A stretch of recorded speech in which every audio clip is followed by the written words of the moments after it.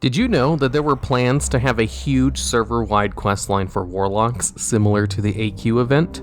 The event would have involved Warlock players needing to perform a global collection effort to rebuild Medivh's spellbook, and after they completed that, they would perform a group ritual to open the Dark Portal, while players on the server protected them from enemy attacks. Now, the source for all this was from an interview from a vanilla WoW developer, and the main reason why they cut this was because of the AQ opening the gates event.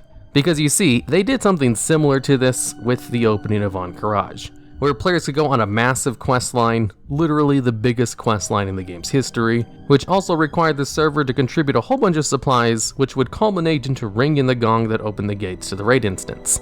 And during the opening of the gates, there would be a server-wide event for 10 hours, where elite monsters would pour through the portal and overrun the zone of Silithus, and there would be bosses that dropped loot, so there was many players scrambling to kill as many of them as possible in the time allotted to them. And there was also crystals that spawned around the world, which would spawn mobs and bosses that also dropped loot. So everyone in the world participated in this event. And it was worth participating as you could get gear from it.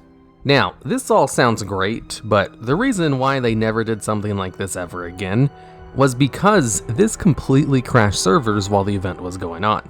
Because you see, this event was a limited time thing, and could only happen one time per server. So you had 10 hours to do this one event, otherwise you'd never be able to do it again. And under those kinds of time constraints, pretty much everyone tried to participate if they could, and the servers weren't really built to have that many people in one zone at a time, or just that many people online at the same time killing a whole bunch of monsters.